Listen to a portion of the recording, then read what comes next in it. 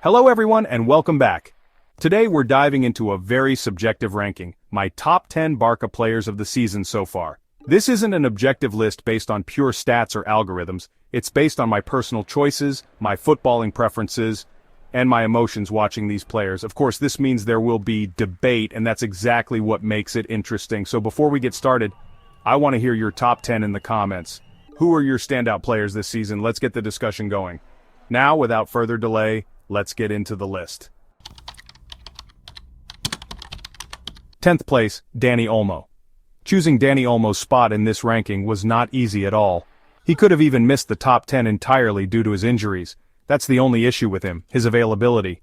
However, despite his limited appearances, his impact has been undeniable. If we rewind to his first game for Barca against Rayo Vallecano, he completely changed the team's dynamic when he came on.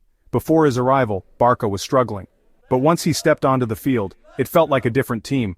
We saw immediate chemistry with Pedri, especially in games like the one against Valladolid, where their link-up play was sensational. He fit right into the system, as if he had been part of the squad for years. Dani Olmo is what you call an instant impact player. He comes in, makes a difference, and elevates the team's play. Even in key moments, like the Clásico or recent games against Sevilla, he brings control and composure. The only reason he isn't higher on this list? His injuries. If he stays fit for the remainder of the season, he could climb much higher in future rankings. 9th place, Alejandro Balde. If we only considered 2025, Balde would be in my top 5. No debate. Since January, he's been playing at an insane level.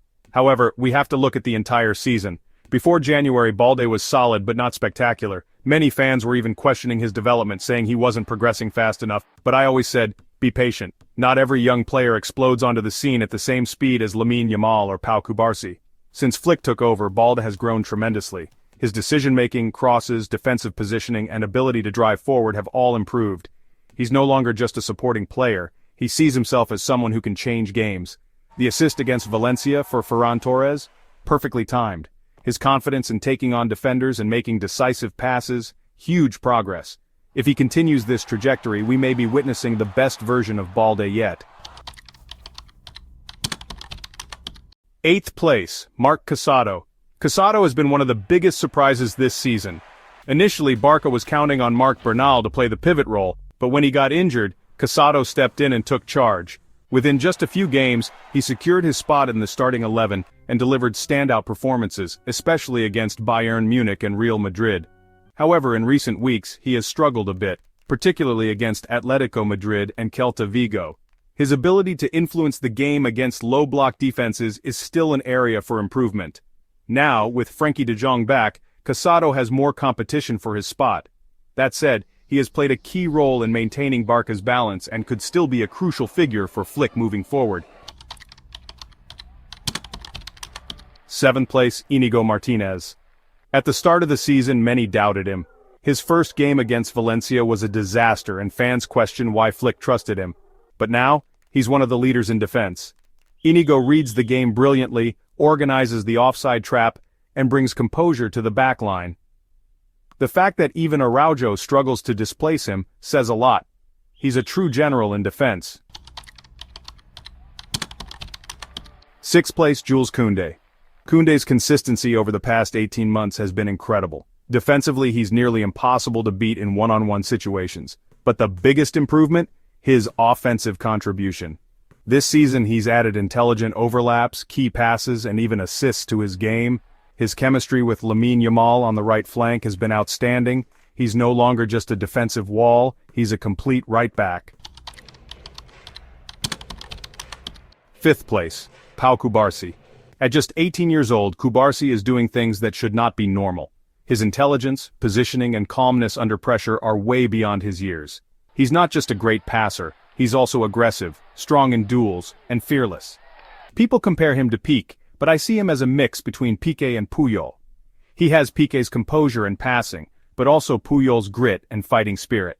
Simply put, this kid is special.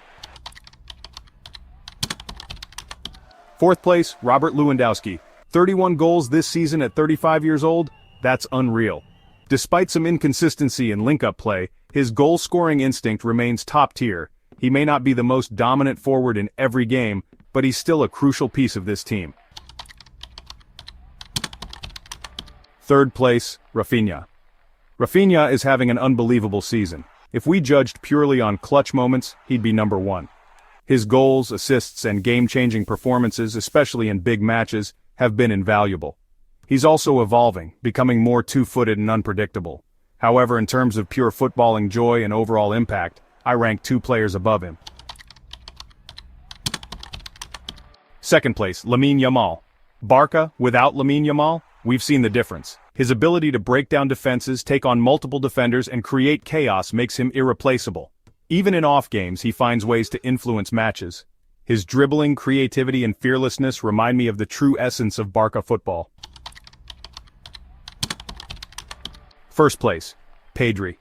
Pedri is on another level this season. He's not just controlling games, he's dictating them. Whether it's tempo, passing, dribbling, or defensive work, he does everything. The key difference? He hasn't had a single bad game. While others have had dips in form, Pedri has been consistently world-class. His vision, intelligence, and composure make him the best player in this Barça team. This was my top 10 Barça players of the season, based on my footballing preferences and emotions watching this team. Now it's your turn. Drop your top 10 in the comments. Who deserves the top spot? Who did I rank too high or too low? Let's debate, but with respect. Thanks for watching, and as always, Visca el Barça.